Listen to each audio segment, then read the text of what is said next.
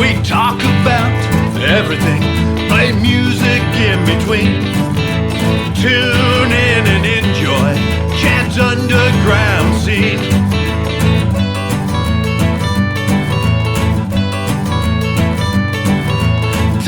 Talking music, you know what I mean.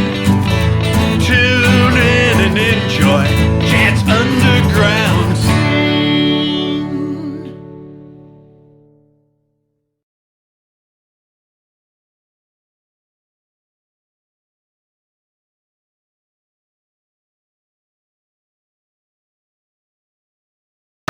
Welcome to Chad's Underground Scene. We are here in Santa Monica with my special guest, Benedikt Brydern.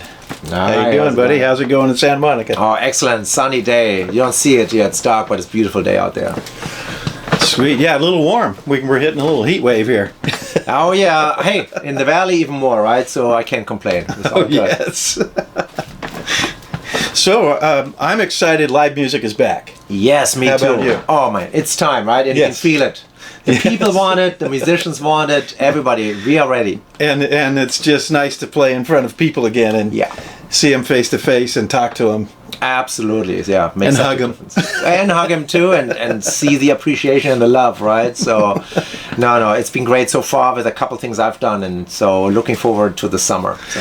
Awesome. So let's start with a song by you. Tell us a little bit about the Yeah, song. no, this song I wrote pre-pandemic in the summer, and I wanted something uplifting, and it's called the Summer Samba Wave. So not to be mistaken with the famous wave song by Jobim, but it's kind of, also Latin flavored, and I'm gonna play this on my electric violin, which I have plugged into here in my system, and my imaginary band is not here with me, but they're here with on the system, so they're gonna play along with me the Summer Samba Wave.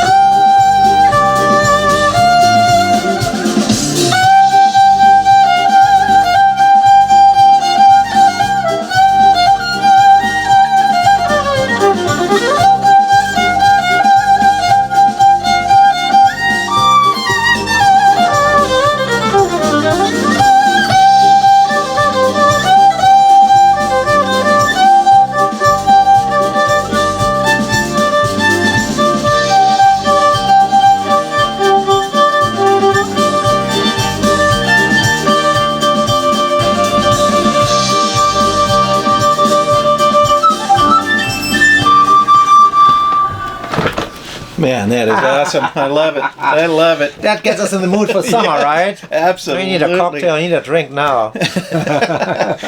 So tell us a little bit about how you get started with music. Well, I'm back in Germany, back home. I'm from Germany, right? See, my lovely accent gives it away. Beautiful, yeah. Pretty much everybody learns an instrument, early on. So most people do the recorder, which is, of course, the easy way in. But then almost everybody learned piano, I know, or string instrument, right? And my mother loved the violin. And she said, I want this kid not to play piano, we can do this later, but start on the fiddle. Oh, sweet. And so when I was 6 years old, we got a violin and found a teacher, and ever since then, I've been playing violin. Oh, so, nice. Yeah. And then, well, you of course, took to it pretty well, obviously. thank you. Well, a lot of practice, right? A lot of hours in a room practicing, and then I studied. I decided to become a professional musician. And she must be proud, right? I think she is, because all parents suffer tremendously when the kids start playing. Yes. Open strings, and it sounds pretty awful, right? I mean, so I applaud everybody who's going through this with their children. Yeah, so. I played the baritone at school. Yeah, boop, boop, boop. I know, right? We gotta suffer through this, but once you're beyond that, it's great, right? Oh, so, yes. Yeah, I'm sure she's proud now, and I'm also very happy I don't play those ugly notes anymore. So. And then how did you end up here? Well, you know what? I also have another love, which is writing for movies and television, composing, right? So I got a scholarship to study here at USC, University of Southern California, focusing on film scoring. So, and I've done a couple of movies and some other projects, and so this is my other side beside playing. Yes, besides your super passion, right? Well, it is my super passion, that's right, yes.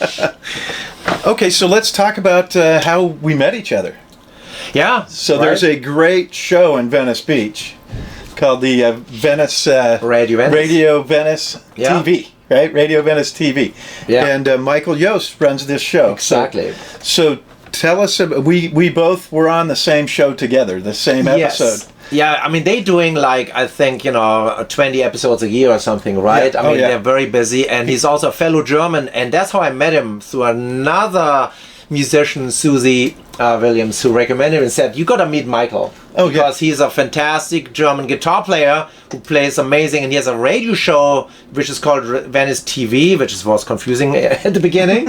But anyway, so then we connected, and he invited us, me and my band, a guitar player and bass player also, to come to his wonderful place at the boardwalk in Venice. Yeah, and such a good time. And I did it a different way. I had a friend that was a friend of his partner's. Oh, here we go. And she introduced me, and then and he knows a lot of musicians, right? I mean, he is well connected and interesting people and great musicians, and the styles are also, everything is in there, right? Mm-hmm. And then we ended up together on the same show. And also we jam on the show. That's what I loved, right? Because it's like, hey, you want to sit in? Okay. And it started out, I believe there was 3 or 4 musicians all came in separate, and then we played each 1 or 2 songs each. Right. And then I played my first song, and then I said, hey, Benny, why don't you jump in and join me on the next one? And he jumped right in and joined me on that song. And I love that stuff. And that's, collaboration. And that's how you experience cool things and learn about new songs. And it's so good. And then in the end of the show, we did a jam with everybody coming together. Yes. And some beautiful singing and beautiful guitar. And which sometimes is missing nowadays, with people doing all the tracking separately or overdubbing, and you don't meet the other people, right? Oh, right, yeah. And it's nice to be in a room and do this, and you can see those shows too. They're all, I guess, online, and you can actually revisit you can them. go back. So look for Venice TV or Radio Venice TV. That's the one. Radio Venice TV. It is awesome. It's a great show, and it's on every Sunday at 4:20. You can see it 4:20 Pacific Standard Time. Yes. So it's a fun show it's kind of like this, where get together and jam and talk about music, and it's a live feed. And it's live. Yeah, that is live. Yeah, it's awesome.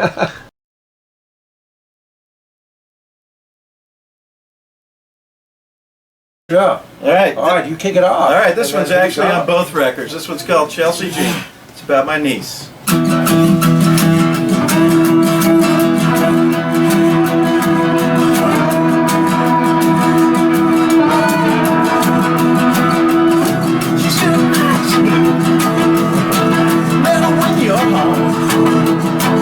got a great big smile.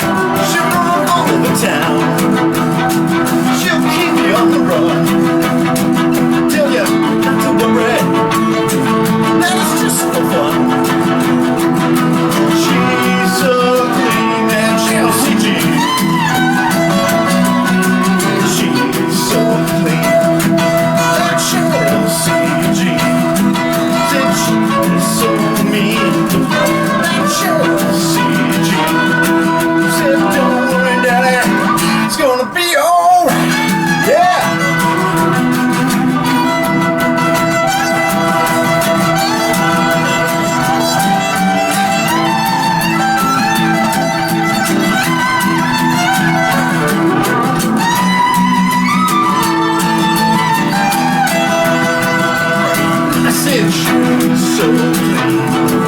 That Chelsea Jean, she's so mean. That Chelsea Jean said to me that it's gonna be alright. Said she's so mean. That Chelsea Jean said she's so mean. That Chelsea Jean said, don't worry, Dad, it's gonna be alright.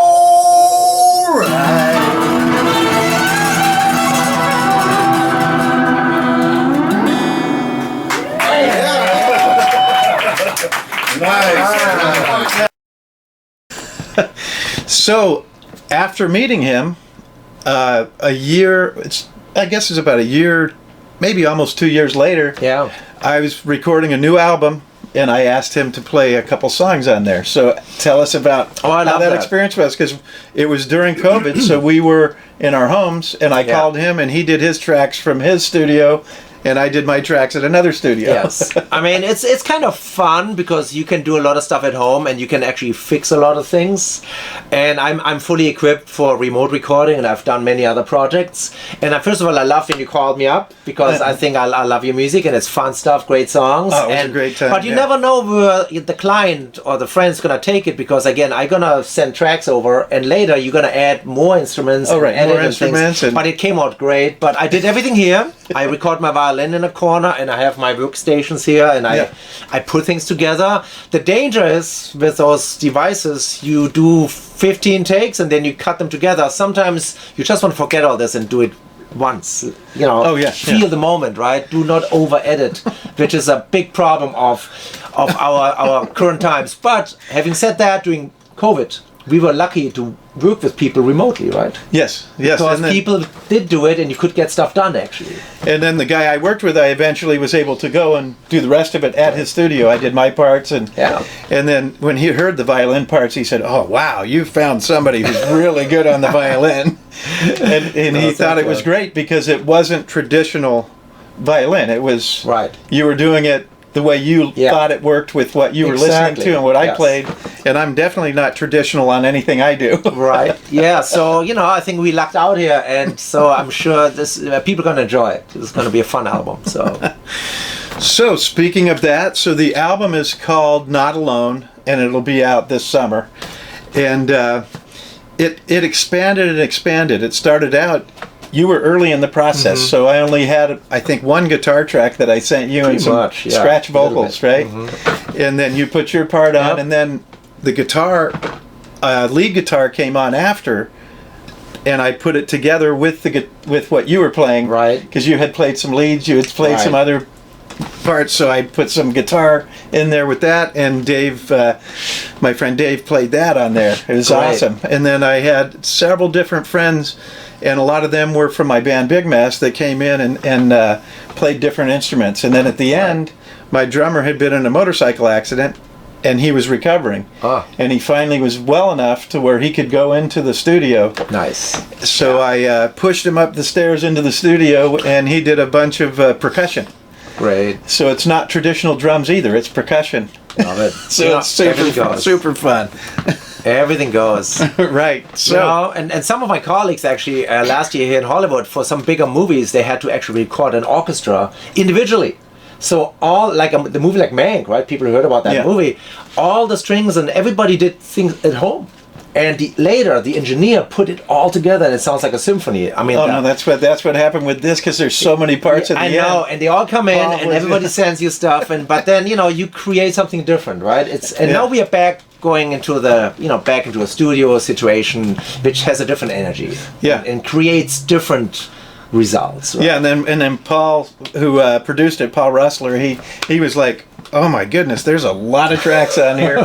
That's a lot of work." But in the end, he was like, "It's so fun. It was so amazing because it was not the normal direction a lot of bands went. I just had so many different things and different people, and different approaches to recording the music. It made it just super fun." And since we talked about that, we will come back with a couple songs from the album. We're going to play together. Yeah.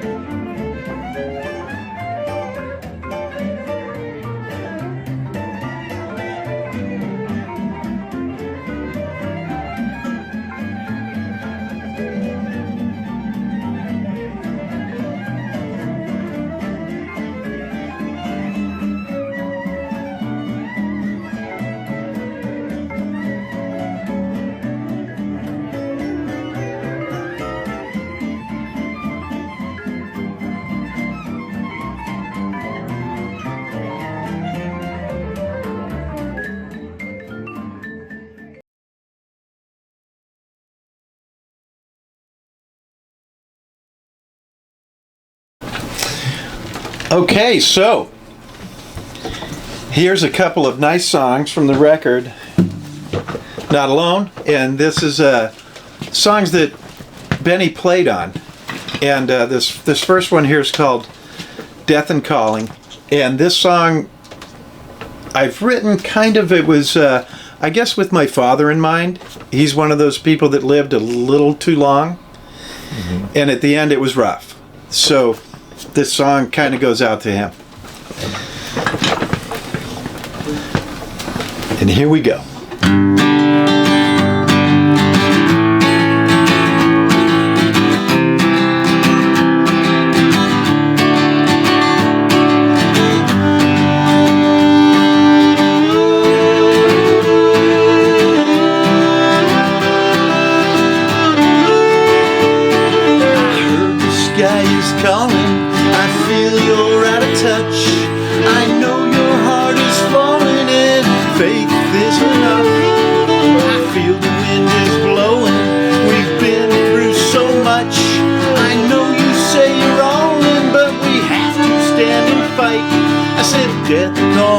Death calling, don't you talk to me. I said, death calling, come set me free. The end is coming closer, it seems to be in sight. Take a look in the mirror and now you see the light. The world is full of problems, it's time to make it right. I know the words you're saying, well, it's time to fight. I said, death calling, why don't you talk to me? Death calling, come set me free. Take it, Benny.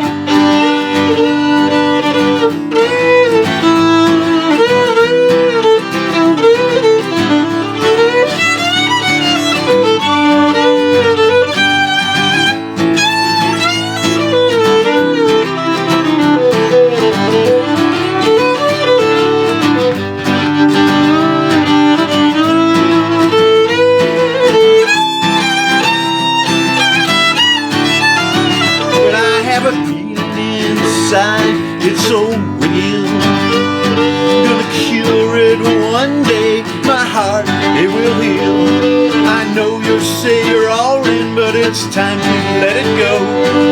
Here I am, a memory. Oh, will I show?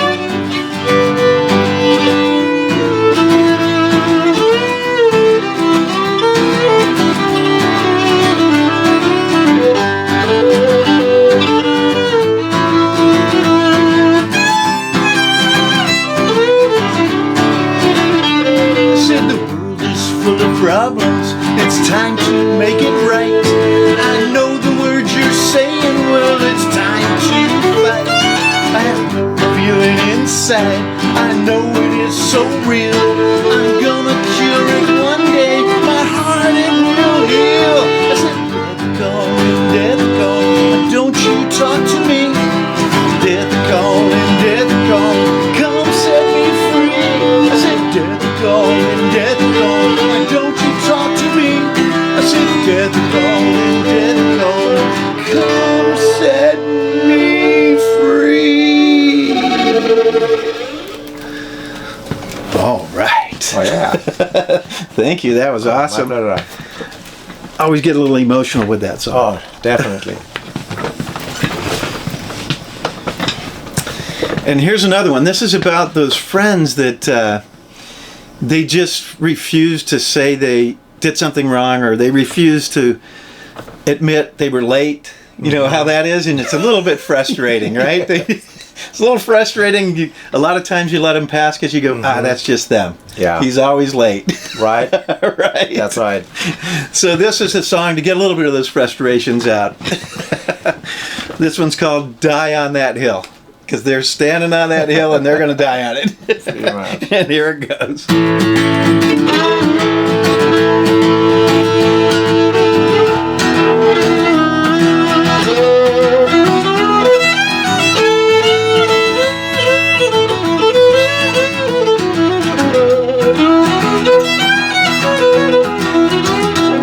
You never want to listen, you always have to win. It's like you're on a mission. You never give in. Always say you're right. You say you can't be wrong. That's why it makes me crazy. That's why I wrote this song. I said die on that hill. We've had our fill. I said die on that hill and be lonely.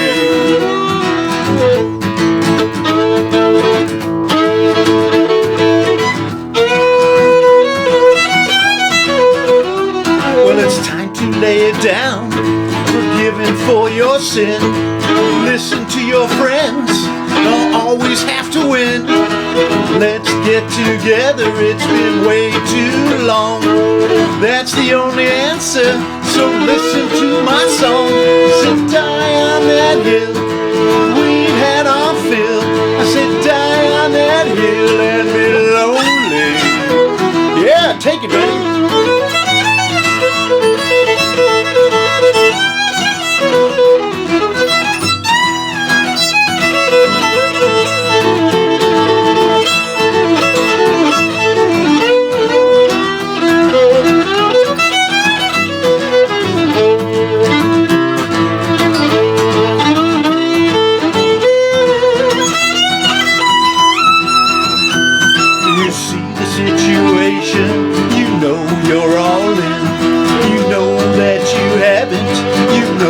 You've been, make the right decision. It's time to come along. Nothing lasts forever, so listen to my song.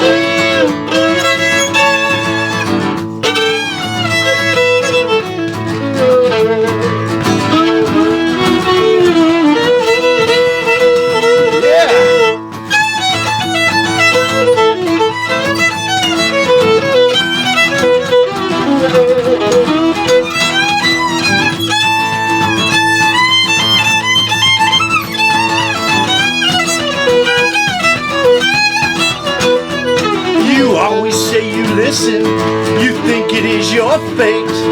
When we plan something, you always short late. Listen to me careful, the meaning of this song. You say that you're right, but you're dead long. So die on that hill, we've had our fill. Say die on that hill and be lonely. Say die on that hill, we've had our fill. I said die on that hill and be lonely.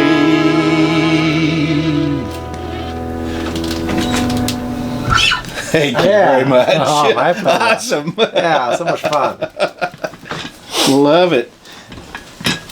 Nothing like playing with people together, especially on the mark. You just do it, right? Yes, yeah, I know. But whatever happens, nothing prepared. We just go with it. Go with it, right? So awesome. That's life. That's what we have to do anyway, right? That's right. Just gotta go with it. So let's talk a little bit about your music. You play solo. You also play in some bands. True. So tell us about all of that. So I mean, I got all those different genres I deal with because I grew up with a classical background. So I've done my Mozart, Beethoven, Brahms, symphonic stuff. I still play symphony gigs, concerts as we would call them, on the stage, and I do events, special events, of course, with a regular violin.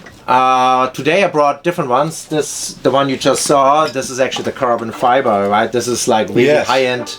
This one will float in the ocean, waterproof, right? I can play this in the rain, right?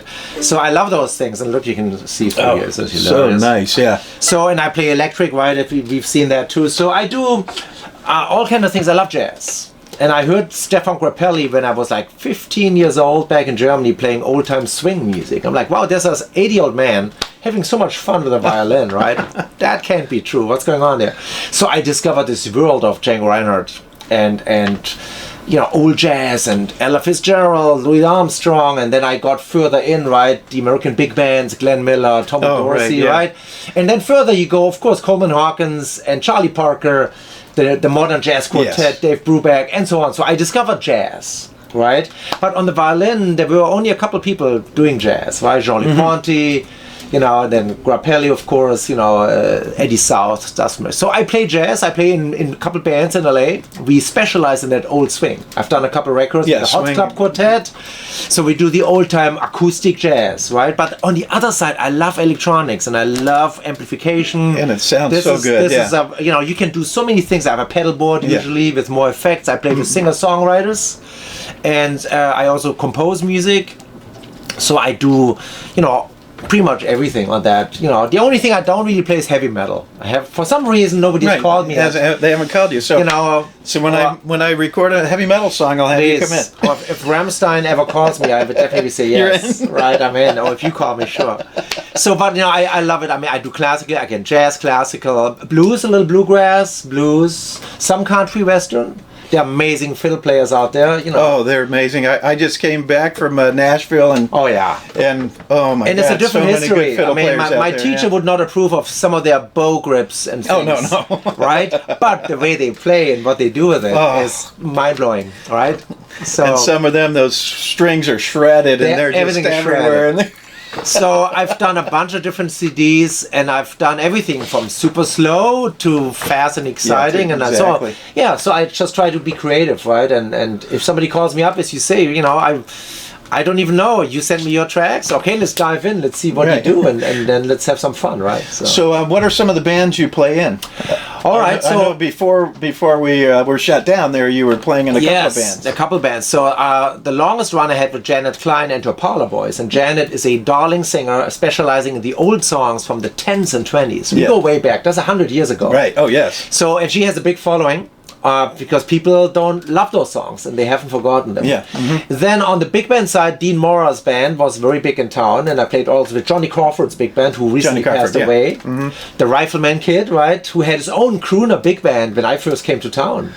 And we would play at the Atlas Supper restaurant on Wilshire, and that old 1930s Bing Crosby kind of sound. Yeah, right? I love that, yeah. And I had my own Hot Club Quartet, which I still run in a way with different people, like John Reynolds, fabulous guitar player, is my go-to guitar player. Yeah, that was an influence my father had. He loved the crooners, right? So he had old records of all of them playing. All that stuff is great music. And then I play with a couple of singer-songwriters occasionally. They, you know, we do shows at Hotel Cafe and those places, and then I'm like with the quartet or, you know, improv on the solo violin, some pop and rock. So, and talk about improv. Dean Martin was one of the best at improvisation, right? Oh yeah. He had a show where he never prepared a talk show. Nothing. He never prepared for it. He just did it. Right. Or even singers, as you know, Ella Fitzgerald did the scatting, which other jazz singers never attempted to sing like a trumpet or trombone solo. Yeah. But Ella went right for it. And you can listen to those recordings. It's pretty wild. Amazing, yeah. All right, so play us another song. I played you something different, I thought, this time, because the first one was like the samba, you know, rhythmic. I last year during the pandemic, actually, and I think we talked about this on your last show a tiny bit, I released an album that is more reflective. I wanted an album that I can actually listen to myself late night and just almost fall asleep. If you don't fall asleep by song number 3, I did a wrong. My job was wrong. Right. I messed up on the writing side. I messed up on the writing side. So I wanted something that just gets you away from everything. So this is a song from that album, and it's from my Benedikt Violin Passion series, which I started 10 years ago playing electric violin. Oh, sweet. And this post-luminum noir, I give all those strange titles nobody can ever remember. This is called The Sunken Lighthouse, which is, you know, meditative, more quiet. So this is a moment just to relax. And reflect. And reflect, so...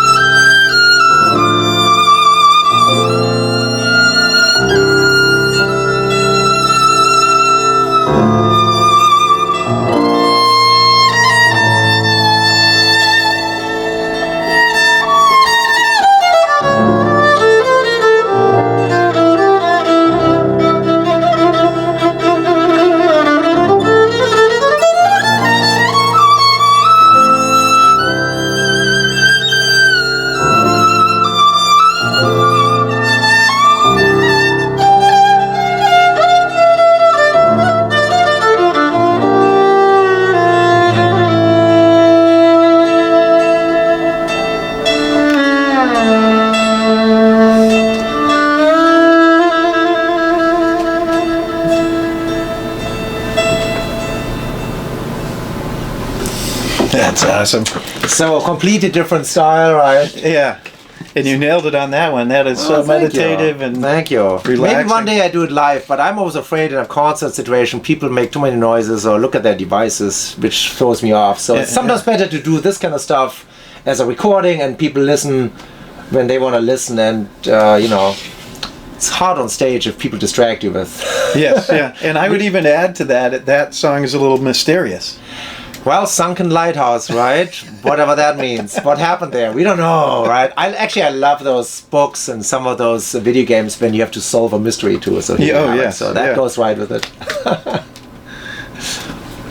That is awesome. So we went through some of your. So how do you like it since you've been in the U.S.? How long have you been here? Oh, it's gonna be let me see, 25 years. 25 years, soon. Long time. So yeah. Obviously you like it. I do like it, and I'm like turning more into a Californian, right? So it's shifting over, the needle's going to the other side. No, I really enjoy it, and especially California is a special place. Yeah. I mean, all US is beautiful, and each state has its own things, magic, right? Yeah. But I love the ocean. I love the palm trees, the weather, the weather's amazing. Yeah. The wind and the diversity we have. Yes. Especially LA, because I mean, again, music-wise, you can see anything every night. If I want a sitar player meeting an Irish penny whistle player, you can find it in this town. You can find it here, right? I mean, that's pretty amazing. I've found it all in everything I've recorded. It's there. It's all there, and there are amazing musicians from all over the world coming here, right? And so if you really get in there.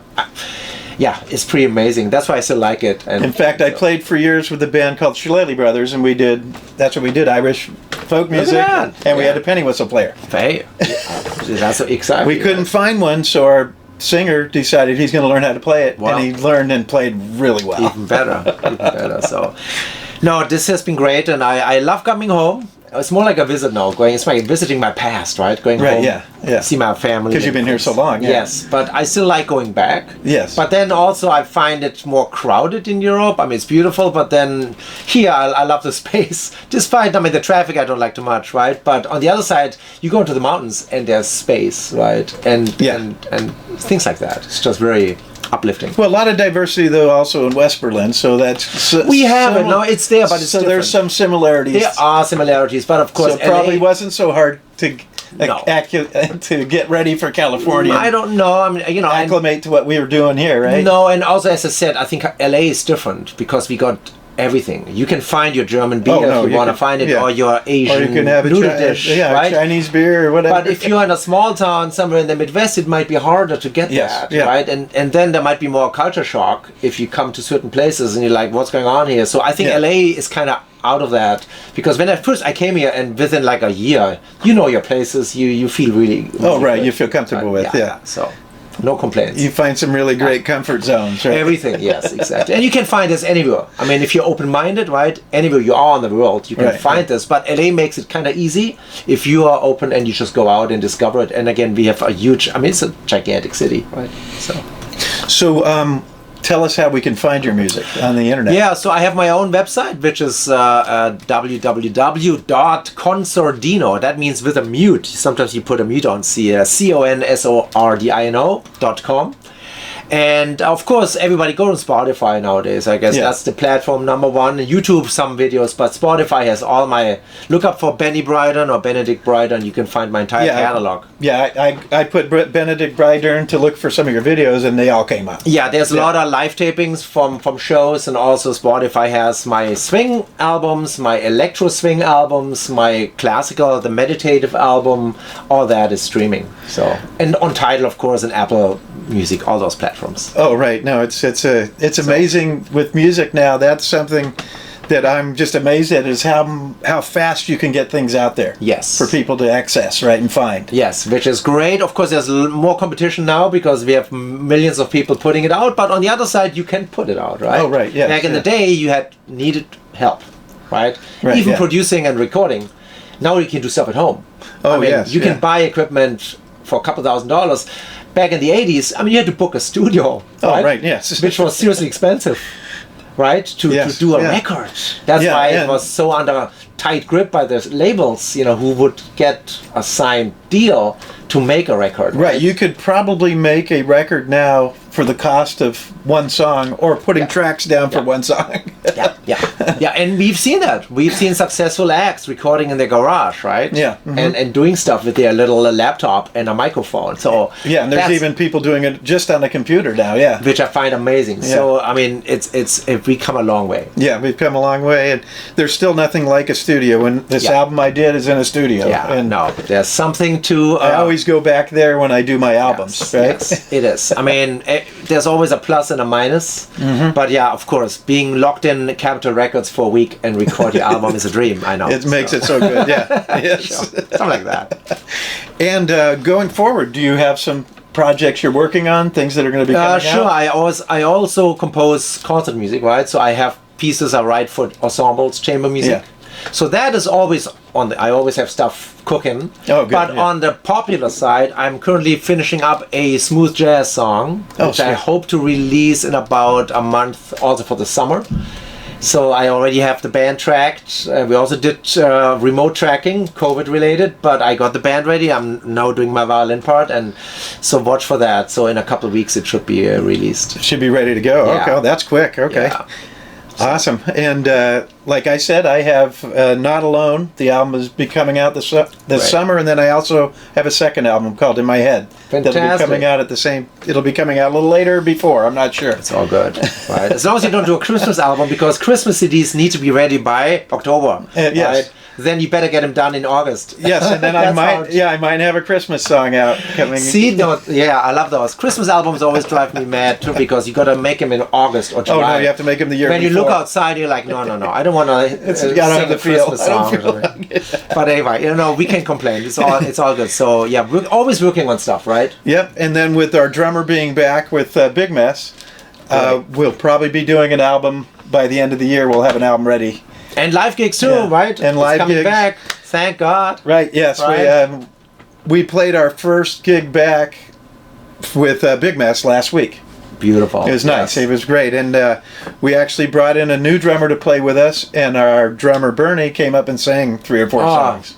So it was awesome. Awesome. I know people are eager, and they book the bands, and there's more dates coming, and then now the summer shows are selling out, and more and more gigs and opportunities, and so very exciting. Yeah, it is awesome. Okay, so let's have one more song, and then we'll close the show. Sure, and this one is from something I started about 3 years ago. It's electro swing, which is like a fusion of old-time swing music and little EDM dance. So there's some heavy beats, but still have the old swing with it, right? Yes. So, and for that one, I'm gonna put on my electro swing hat. Oh, sweet! That's a nice hat. Which I use. That. Isn't that the greatest? And so this one, it's called Swing Machine, and you can put a link down. I did 2, Machine 1 and Swing Machine 2, and I'm gonna work on Swing Machine 3. I need a trilogy, right? Yeah. Everybody needs one. You could make it right through the whole Midwest with that hat on. Maybe, they might mistake me for a different business, but do I know? But this one is called The Parisian, the guy from Paris, so to say, and this is from my first album, Benny Brydern's. Here it is on the screen in the back, Benny Brydern's Swing Machine.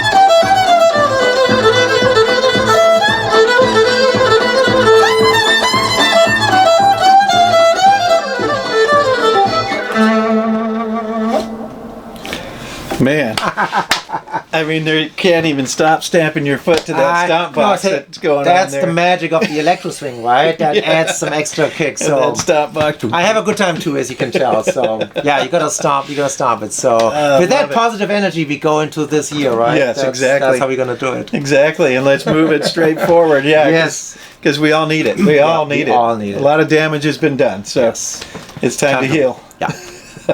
Perfect.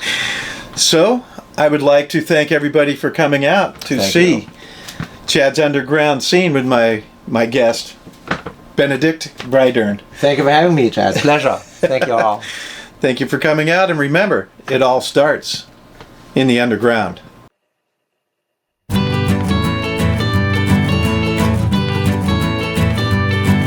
We talk about everything, play music in between.